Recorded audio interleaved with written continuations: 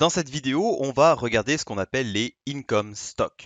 Donc c'est quoi? Eh bien, c'est tout simplement des actions qui vont nous rapporter des dividendes.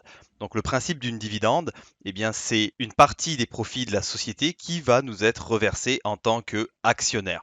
Donc à savoir que c'est pas toutes les sociétés qui donnent des dividendes et c'est pas à chaque fois que les dividendes vont être donnés. Donc ce qu'on veut sélectionner, c'est des sociétés qui ont un prix stable, donc dans lequel en termes de fluctuation du prix, eh bien, on ne va pas prendre de risque et on veut une société qui donne des dividendes à chaque fois. Donc les dividendes, eh bien, ça va être donné tous les 3 mois et la valeur de la dividende, eh bien, va évoluer selon les profits de la société et selon comment la société va définir quelle est la priorité pour elle pour partager ses bénéfices. Donc, il y a des fois, la société va dire, écoute, moi, j'ai pas envie de donner des dividendes parce que je veux garder cet argent, je veux garder les profits qu'on a fait pour développer la société. Donc, il faut voir les dividendes comme un salaire qui vous est payé tous les 3 mois. Donc, quand on recherche des sociétés à dividendes, eh bien, ce qu'on veut, c'est une société où est-ce que le payout ratio soit très haut et on veut que les dividendes, eh bien, avec le temps, augmentent en valeur. Donc, quand on parle d'un payout ratio, ça veut dire on veut voir que la société soit capable de payer à chaque fois. Si elle paye tous les 3 mois, eh bien, son payout ratio va être élevé. Donc, on cherche ce type de société. En général, les sociétés qui vont donner des dividendes tout le temps et qui vont donner des bonnes dividendes, eh bien, ça va être les sociétés qui sont dans la catégorie des large cap.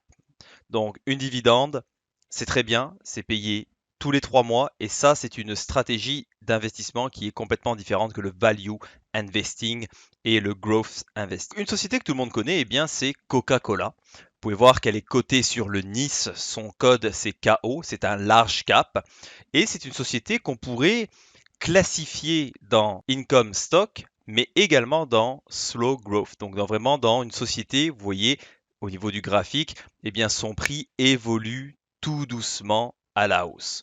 Cette société-là, eh bien, donne des dividendes.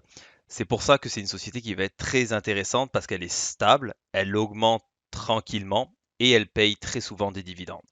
Donc quand vous regardez ici au niveau du graphique, eh bien, la crise du coronavirus a fait en sorte que Coca-Cola est passé de 60 dollars à en dessous de 40 dollars, ce qui nous donne justement à nous une occasion de pouvoir acheter cette société-là à bas prix, parce que la crise du coronavirus ne va pas empêcher les gens de continuer à boire du Coca-Cola pendant des années.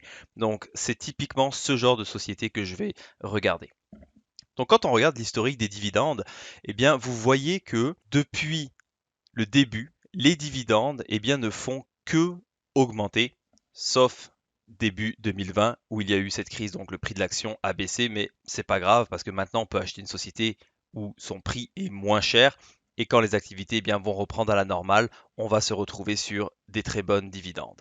Donc voici un exemple parfait, une société où le prix grandit tranquillement et vous voyez que les dividendes, eh bien, elles augmentent d'année en année. Là, ce qu'on voit, c'est combien de dividendes a été donné pour l'année, mais on n'oublie pas que les dividendes sont donnés tous les 3 mois. Donc en fait, c'est le cumul des 4 trimestres. Donc quand on va ici, on a le détail des dividendes pour Coca-Cola.